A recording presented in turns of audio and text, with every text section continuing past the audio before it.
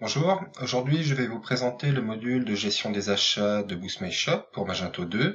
À savoir que ce module fait partie de la suite Embedded ERP, mais peut fonctionner également tout seul. Donc au niveau du module, on va retrouver le menu Supplier avec les différentes fonctionnalités. On va d'abord s'attacher à voir la gestion des fournisseurs. Donc je vais rentrer dans un fournisseur. Donc pour chacun des fournisseurs, on va gérer les informations générales.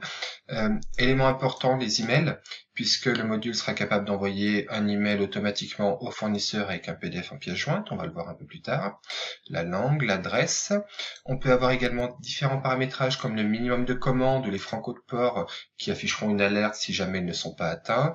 La devise par défaut, c'est-à-dire que lorsque vous allez créer une nouvelle commande pour ce fournisseur, automatiquement la devise sera récupérée.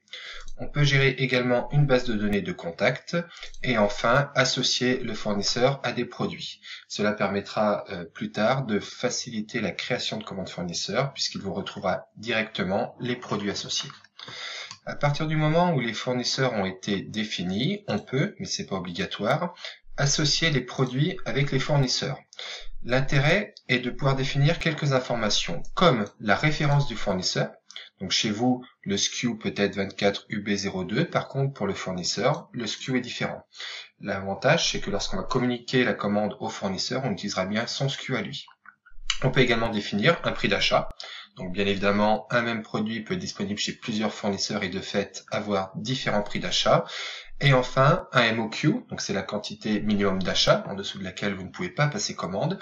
Et également la capacité d'acheter par lot. Si vous achetez des bouteilles, par exemple, vous devrez les acheter par 6. Donc nous avons défini les fournisseurs, associé les produits aux fournisseurs. La troisième fonctionnalité que l'on va voir ensemble, c'est ce qu'on appelle les besoins d'approvisionnement. Le besoin d'approvisionnement, ce sont tous les produits que le système vous recommande d'acheter. Il y a deux critères qui font qu'un produit apparaît dans cette liste.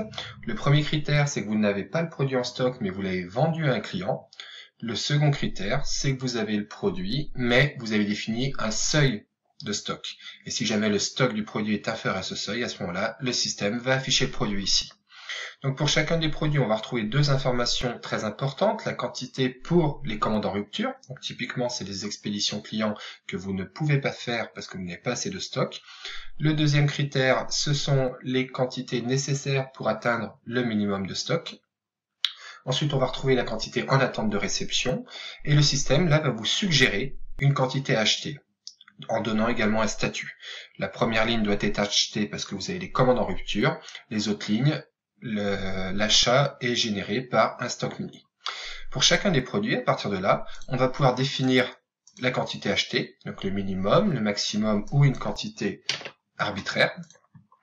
Sachez également que vous pouvez filtrer cet écran par fournisseur. Je pourrais demander par exemple, affiche-moi uniquement les produits que je dois acheter chez Alibaba.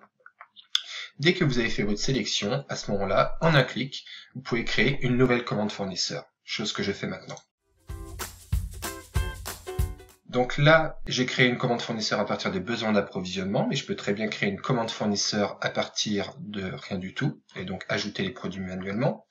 Au niveau d'une commande fournisseur, on va retrouver bien évidemment le fournisseur associé, un statut qui nous permettra de suivre l'avancement de la commande, une référence qui est bien évidemment personnalisable, et une date prévisionnelle d'arrivée.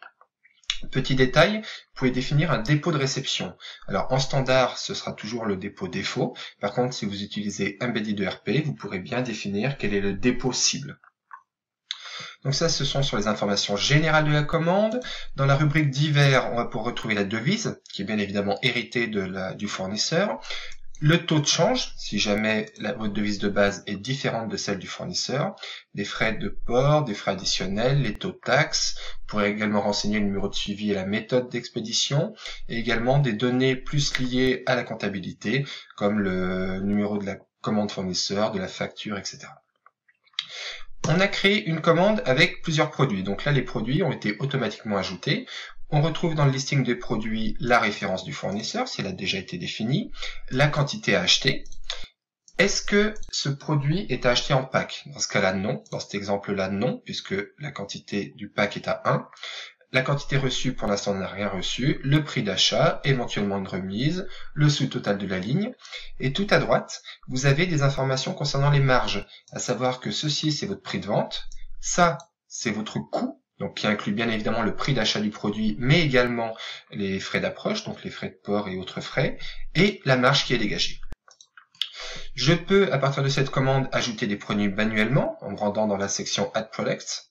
À ce moment-là, pour chacun des produits, vous pouvez les sélectionner et définir les quantités achetées. Bien évidemment, on a des filtres par fournisseur, par nom, etc.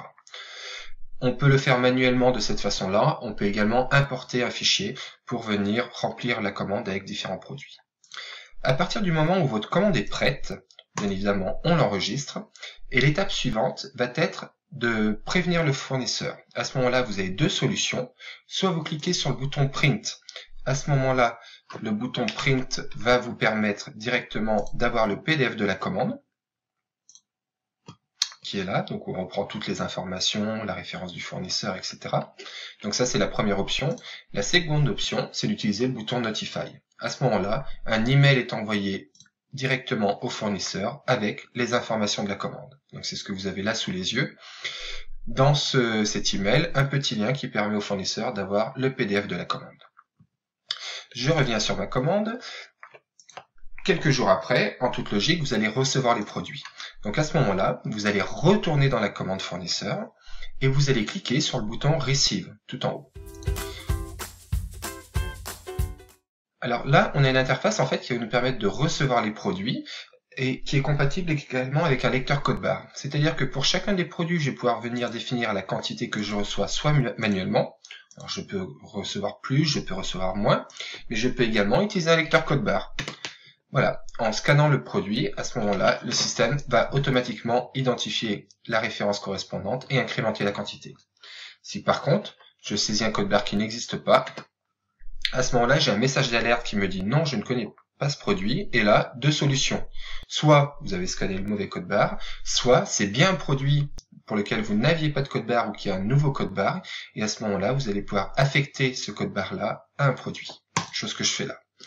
Du coup, en relançant le scan, automatiquement, le système va identifier le produit. Une fois que les quantités ont été renseignées, vous avez simplement à sauvegarder, et là, le système va automatiquement créer une livraison, et d'autre part, mettre à jour les stocks. Si vous utilisez un Embedded ERP, vous aurez une visu avec les mouvements de stock. Une fois ma réception créée, on a d'une part le pourcentage d'avancement qui est mis à jour, et également dans l'onglet réception, je peux voir ma réception, que je peux également imprimer pour pouvoir ranger les produits plus facilement.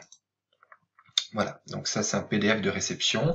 Si j'avais renseigné mes emplacements, typiquement avec un Embedded ERP, ça faciliterait encore plus le rangement des produits puisque je saurais à quel emplacement remettre mes produits. Lorsque la commande est terminée, donc soit vous recevez tous les produits, à ce moment-là, pas de souci, le statut va passer automatiquement à terminé. Si jamais des produits sont en reliquat, à ce moment-là, vous pouvez revenir plus tard dans la commande pour faire une nouvelle réception.